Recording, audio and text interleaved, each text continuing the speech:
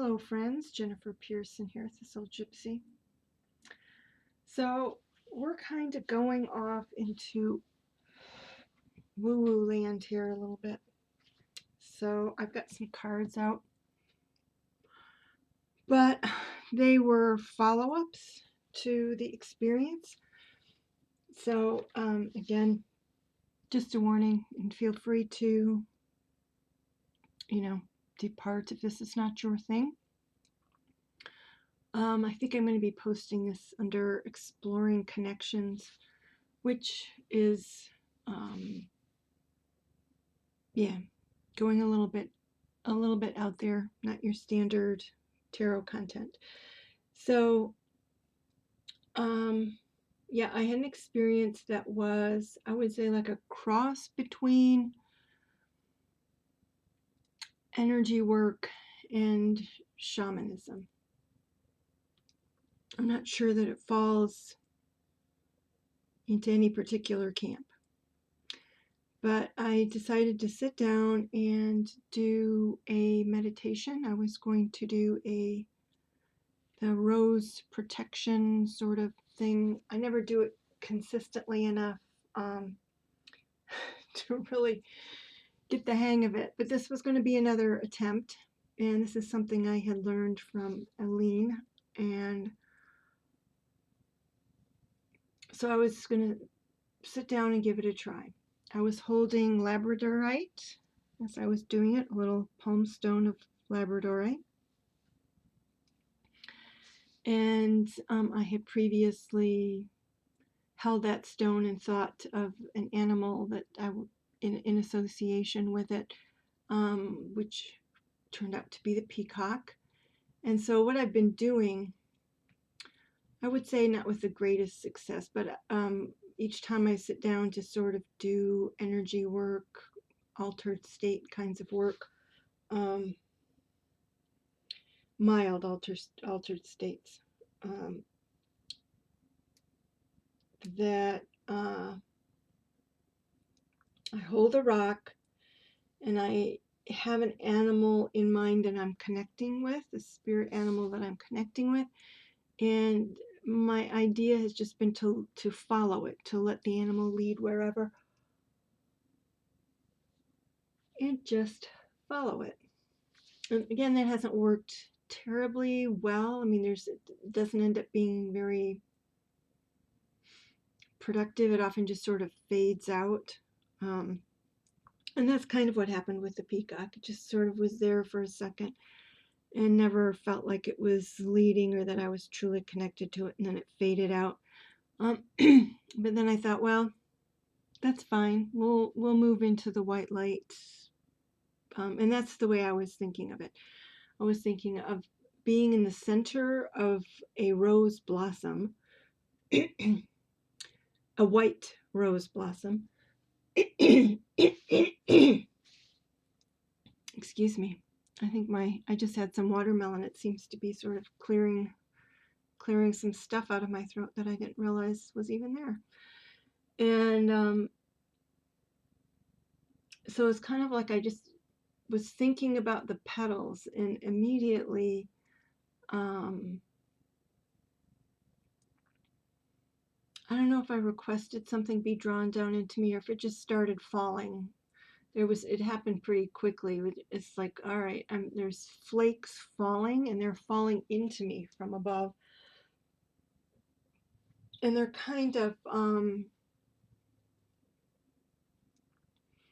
falling down. So if you think of me as an empty vessel, they're falling down and settling down in the root chakra area, and piling up quickly into the sacral chakra. They're like, I don't know, they're kind of like coconut flakes, or if you've ever had instant potatoes, they often are in flakes. So they would come in, but they were very white. They would come in and settle and then turn to liquid. And then they would kind of seep out like through my root chakra. So I thought, all right, well, so this is another form of cleansing sort of thing. There are various ways, a lot of times I would start, if I'm doing energy work, a lot of times I would start by um, releasing down into the earth any crud, and then would draw up what for me ends up being lava, heat energy from the earth. So I would draw that up to a certain point wherever it was comfortable going, and then I would reverse and I would go upward and draw down whatever. A lot of times what comes from above is like a water cleansing. It's like being under a waterfall. Sometimes it's been what I call the glistening goo that spreads over my outer body. But if it's kind of going through the line of the chakras or something, it's like water running down and through everything. So essentially I had skipped the first two parts and I was just getting stuff from above, and it was settling in there into like a milky kind of a liquid, and then it was just kind of going out the root chakra, back to the earth kind of a thing. But there was a sense that I was supposed to kind of fill up with this because it was coming down quite rapidly. So the idea was that I would fill up, and it's like I couldn't, and this is not uncommon for me to not get past the sacral chakra when I'm doing things. If I'm drawing energy up from the earth, and now, whether I'm bringing it down, there seems to be a boundary there, kind of. And I guess you'd say kind of at the solar plexus, there's kind of a boundary of some kind that isn't crossed one way or the other. But in this case, the white flakes were going down and settling down into the root and the sacral chakra area and weren't able to go up any further. And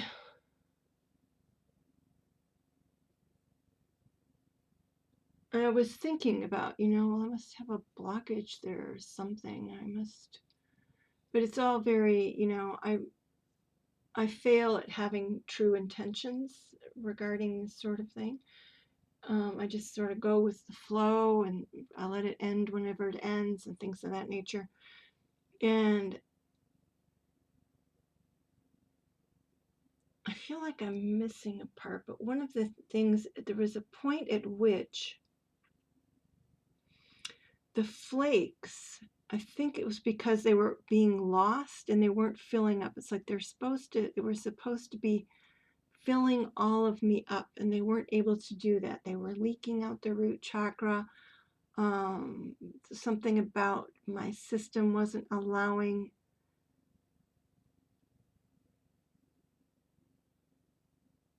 to be kind of completely filled up or immersed by this process that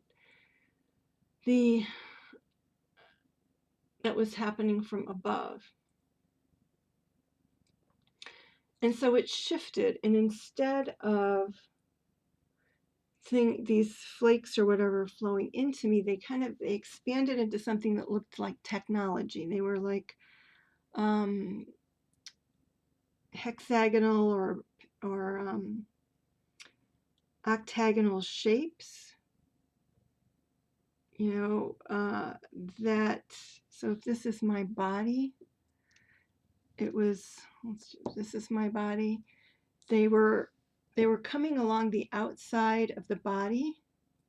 So they would come down, and it would be like looking a little bit like a snowflake, and they would come down, and there were interior parts to these things that were kind of sifting through my energy field, sifting through my body as they were coming down, and then they would just sort of dissolve here, but they were going down like that. And I felt that that they were loosening my particles.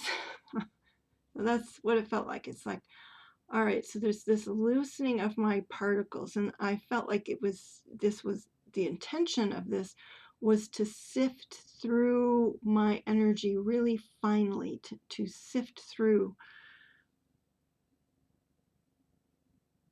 my particles, to sift through my particles.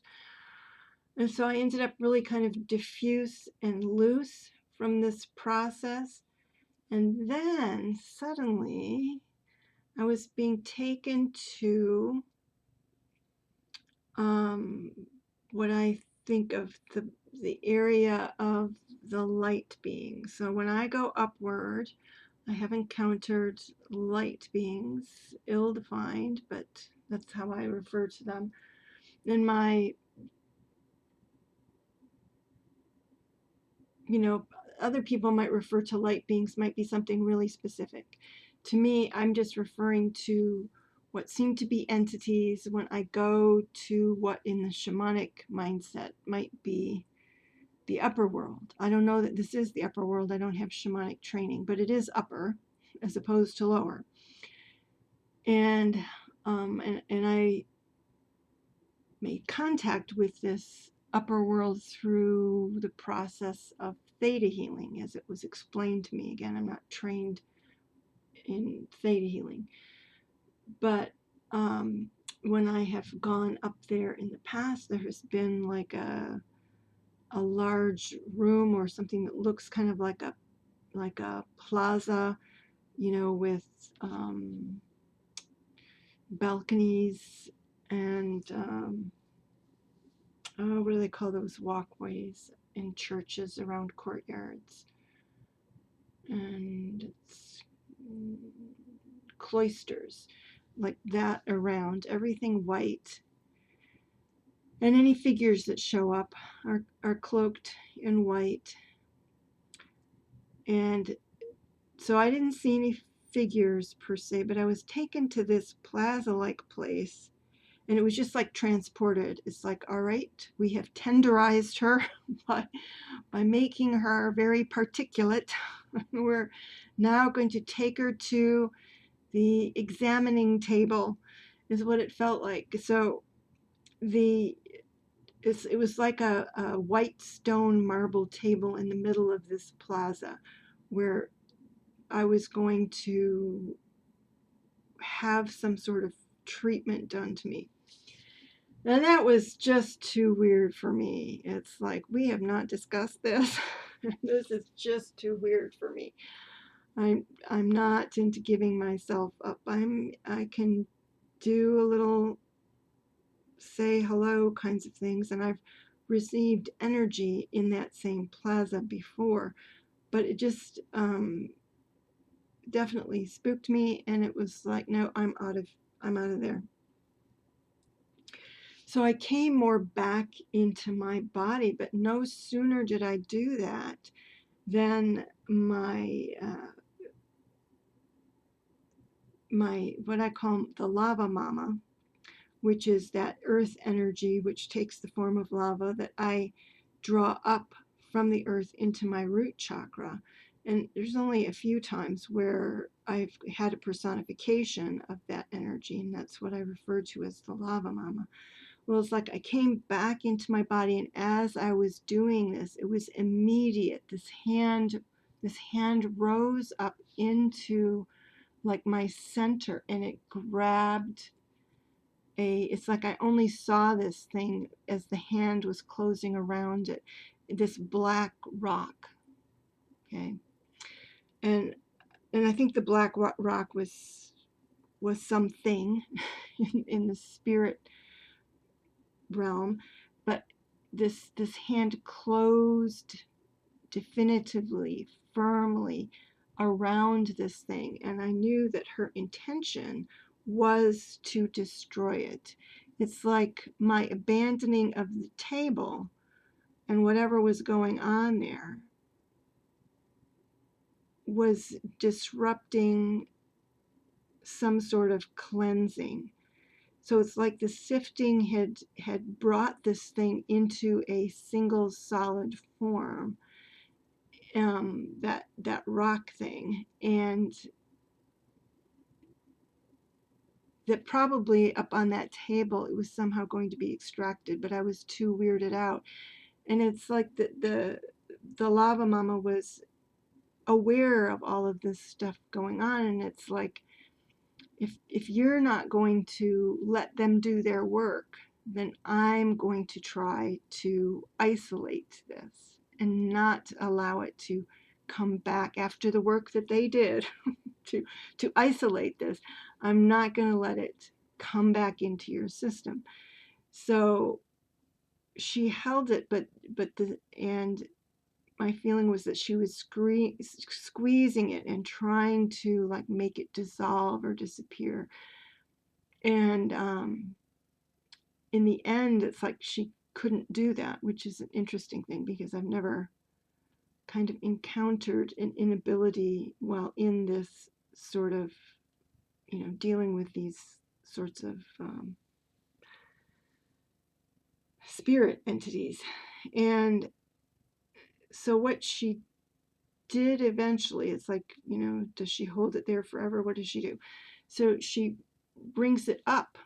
She actually takes it up and puts it on the table. So she took it up and dropped it on the table. And so that was really interesting to me too, that these two things that I have pretty much kept separate, that boundary was crossed, that somebody from that lower, that earth realm went up to, and again in the form of just this hand and arm reaching up and dropping that black rock on the table. It's like, you can come back, Jennifer, but this thing has got to stay. Even the lava mama can't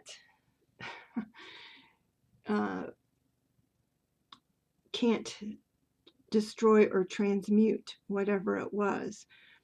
And so it landed on the table, and there was a sense there that it was dead. In other words, that it couldn't any longer like re-inhabit me or do anything. So it's like she had killed it, but it wasn't finished yet. She needed to be sure to take it out of my specific energy and put it in this upper world, apparently is where it needed to be. And there on the table, there was no sense of any light beings or anything, but there on that table, it became clear. And it, instead of sort of a rounded form, it became faceted, not like a cut stone, but like a raw stone.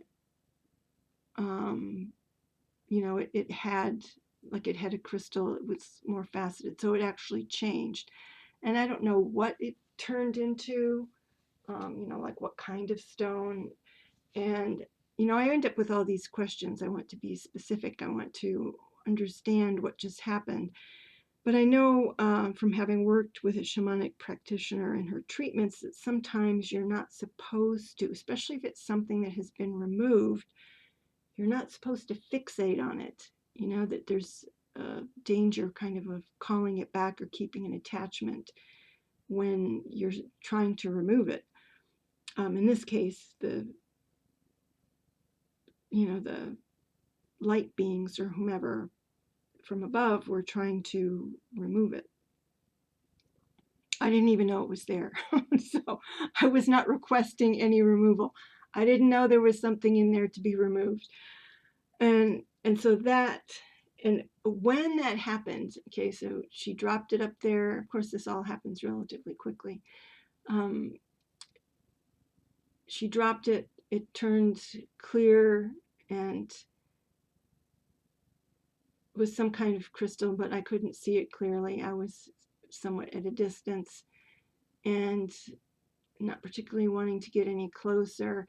But I had this, and I was ready to start pulling out of that. And I felt a sense of grief. There was not, I didn't doubt that it was something that needed to be removed. And yet I felt a sense of grief, of loss. And if anything, that's what motivated me to pull some cards. It's like, what was that? You know, why I would have expected that if it's something